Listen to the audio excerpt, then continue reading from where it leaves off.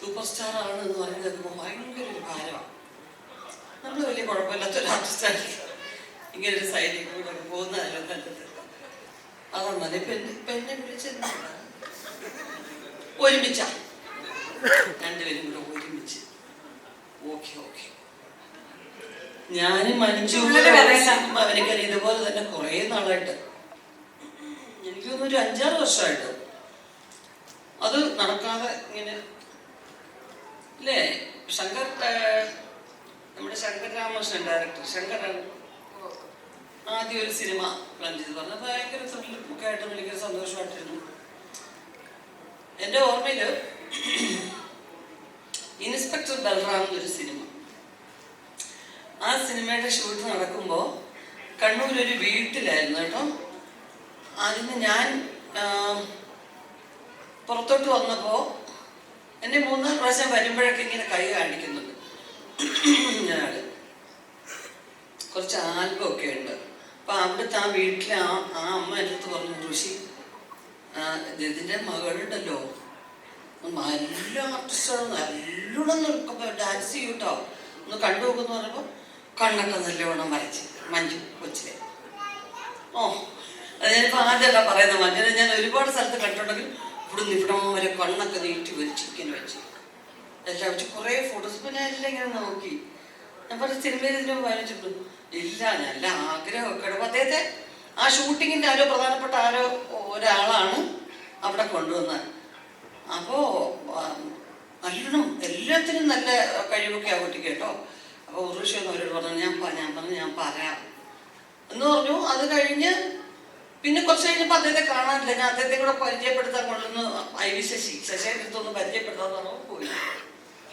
അങ്ങനൊരു സംഭവം ഉണ്ടായിട്ടുണ്ട്. അങ്ങനൊരു സംഭവം ഉണ്ടായിട്ടുണ്ട്. ഞാൻ പറഞ്ഞു ഈ മുകേഷ് ചേട്ടൻ എന്നെ പറ്റി കഥ പറഞ്ഞാൽ നമുക്ക് കേട്ടല്ലോ നിങ്ങൾ. മുകേഷ് ചേട്ടൻ എന്നെ പറ്റിക്കുന്നതായിരുന്നു സ്ഥിരം ജോലി.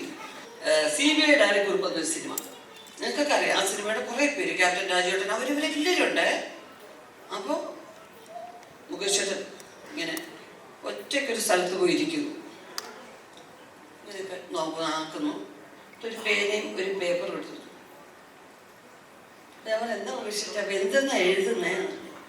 ഋഷി എല്ലാവരും എന്നെ കളിയാക്കുന്നു. ഋഷി എനിക്ക് പാട്ടൊക്കെ എഴുതണം. ഋഷി കണ്ടില്ലേ, നമ്മുടെയൊക്കെ നാടക കുടുംബമല്ലേ. അപ്പം എനിക്ക് പാട്ടൊക്കെ എഴുതണമെന്ന് ഭയങ്കര ആഗ്രഹമുണ്ട്. പക്ഷെ അവരൊക്കെ പറയുന്നു, മുകേഷ് പാട്ട് എഴുതുന്നു, ഇവിടെ പാട്ട് എഴുതാനൊന്നും ആളില്ല, വലിയ വയലാറെന്നാണ് വിചാരം എന്നൊക്കെ പറയുന്നു. അപ്പോൾ ഉടനെ എനിക്ക് സെൻറ്റിമെൻറ്റ്സ് വരും. നമ്മൾ ആര് പറഞ്ഞു മുകേഷ് ചേട്ടാ അങ്ങനെ പറയാം? പിന്നെ ഇവരാണോ തീരുമാനിക്കുന്നത്? മുകേഷ് ചേട്ടാ എഴുതും, മുകേഷ് ചേട്ടാ എഴുതിയിട്ട് എന്നെ വായിച്ച് കേൾപ്പിക്കും. ഞാനൊരു വലിയ സപ്പോർട്ട് ചെയ്ത് വലിയൊരാളായിട്ട് നിൽക്കുക. അപ്പോഴീ ഒറിജിനൽ സ്വഭാവത്തെക്കുറിച്ച് ഞാൻ മറന്നു പോന്നു. പിന്നെയും ഞാൻ പറ്റിപ്പോകും. ശരി ഉർവശി അവരിങ്ങനെ എഴുതി. എന്നിട്ട് ഉർവശിൻ്റെ കളിയാക്കത്തില്ല. ഞാൻ പറയൂ, ഇല്ല കേട്ടോ കളിയാക്കത്തില്ല. തിരുനെല്ലിക്കാട് പൂത്തു, തിന്നാൻ കിളി ഇറങ്ങി, കിളിയാട്ടും പെണ്ണെ കളിയാടാൻ വായോ. അങ്ങനെ പറഞ്ഞു. ഒരു സൂപ്പറായിരിക്കുന്നു മുകേഷ് ചേട്ടാ. അയ്യോ നല്ല കുറച്ച് പ്രാസമൊക്കെ ഒപ്പിച്ച് ഭയങ്കര രസമായിരിക്കുന്നു അല്ലേ. പക്ഷെ ഞാൻ അവിടെ കൊണ്ട് കളി. എന്നിട്ട് അവരുടെ അടുത്തുള്ള പേപ്പർ കഴിച്ച ഇങ്ങനെയൊക്കെ അവരുടെ എക്സ്പ്രഷൻ കണ്ട. ഞാൻ പറഞ്ഞില്ലേ എന്നെ കളിയാക്കുന്നു. ഞാൻ പറഞ്ഞു മുകേഷ് ചേട്ടാ അവരെ ഒന്ന് ഭാഗവയ്ക്കല്ലോ മുകേഷ് ചേട്ടാ, ഞാൻ ട്യൂൺ ചെയ്യട്ടെ ഞാൻ ചേട്ടാ.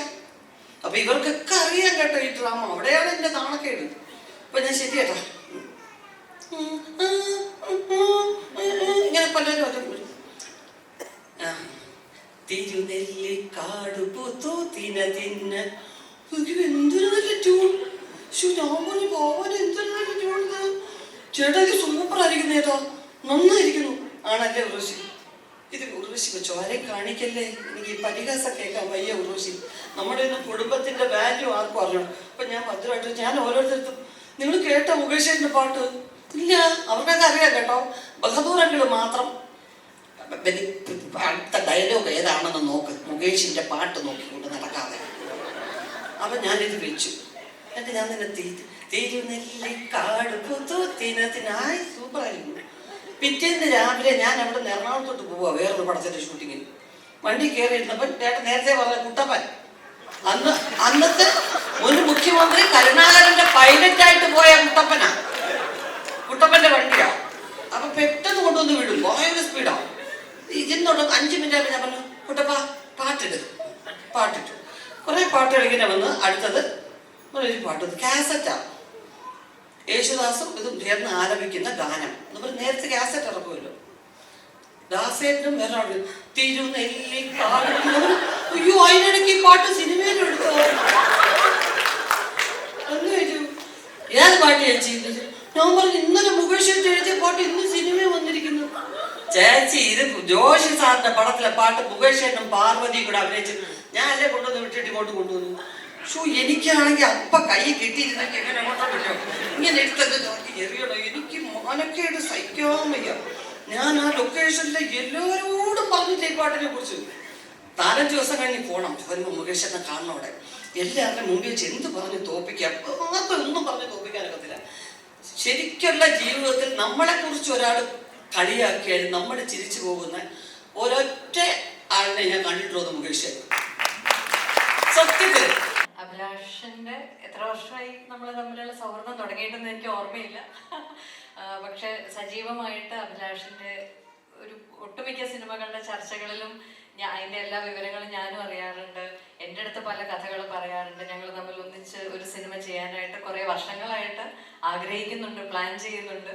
പക്ഷെ പല വഴിക്ക് മാറിപ്പോവാറുണ്ട്. ഇപ്പോൾ വേറൊരു ചർച്ച നടക്കുന്നുണ്ട്. അതെല്ലാം ഭംഗിയായിട്ട് നടക്കും എന്ന് ഞാൻ ആഗ്രഹിക്കുന്നു. അഭിലാഷിന്റെ സിനിമയോടുള്ള ഇഷ്ടവും സിനിമ ചെയ്യാനുള്ള ആഗ്രഹവും ഒക്കെ തുടക്കം തൊട്ട് കണ്ടിരിക്കുന്ന ഒരാളെന്നുള്ള നിലയ്ക്ക് അഭിലാഷിന്റെ ജീവിതത്തിലെ വലിയൊരു സ്വപ്നമാണ് ഇന്ന് ഇവിടെ പൂർണ്ണമാവുന്നതല്ല, അതിനൊരു തുടക്കം കുറിക്കുന്നത്. അപ്പോൾ അതിൻ്റെ ഒരു ഭാഗമാവാനും സാക്ഷിയാവാനും സാധിച്ചതിൽ വലിയ സന്തോഷമുണ്ട്. ഹൃദയം നിറഞ്ഞ സ്നേഹത്തോടെ എല്ലാവിധ ആശംസകളും. ഒരുപാട് നല്ല സിനിമകൾ ചെയ്യാനും ഒരുപാട് പേരുടെ സിനിമാ സ്വപ്നങ്ങൾ സഫലമാവാൻ ഈ ഒരു പ്രൊഡക്ഷൻ ഹൗസ് ഒരു നിമിത്തമാവട്ടെ എന്ന് ഞാൻ ആത്മാർത്ഥമായിട്ട് ആശംസിക്കുന്നു. കടാവറ എന്നുള്ള സിനിമ ആദ്യം മലയാളത്തിൽ ചെയ്യാനാണ് ഞങ്ങൾ ആഗ്രഹിച്ചിരുന്നത്.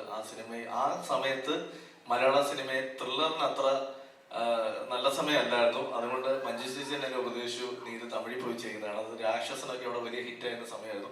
അങ്ങനെ ചേച്ചിയാണ് എന്നെ ഇവിടെ മുന്തിത്തള്ളി തമിഴിലേക്ക് വിടുന്നത്. തിരിച്ച് ഞാൻ വീണ്ടും വന്നു, വീണ്ടും ഡേറ്റ് ചോദിച്ചു. ചേച്ചി ഡേറ്റ് തന്നുകൊണ്ടിരിക്കുന്നുണ്ട്. പക്ഷെ സിനിമകൾ ഇങ്ങനെ മാറിപ്പോവാണ്.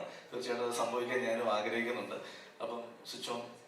അപ്പൊ എല്ലാവരുടെയും അനുവാദത്തോടെ ഞങ്ങൾ ചെയ്യുന്ന ഞങ്ങളുടെ സിനിമയുടെ ടൈറ്റിൽ ഇവിടെ റിവീൽ ചെയ്യാണ്. ചേച്ചി അതിന്റെ സ്വിച്ച് ഓൺ ചെയ്തുകൊണ്ട് ഒരു അഭിലാഷ് പിള്ളൈ പ്രൊഡക്ഷൻസിന്റെ ഏറ്റവും ആദ്യത്തെ വെഞ്ചറിലേക്ക് എന്നെ ക്ഷണിച്ചപ്പോൾ കഥ പോലും കേൾക്കാതെ ഞാൻ പറഞ്ഞു ഞാൻ എന്റെ ഭാഗമാവാം എന്നുള്ളതാണ്. കാരണം ഇത്രയും പാഷനേറ്റ് ആയിട്ടുള്ള ഒരു ടീമിന്റെ ഭാഗമാവുക എന്നുള്ളത് വലിയൊരു ഭാഗ്യമാണ്. താങ്ക് യു സോ മച്ച് എനിക്ക് ഇങ്ങനൊരു അവസരം തന്നതിൽ.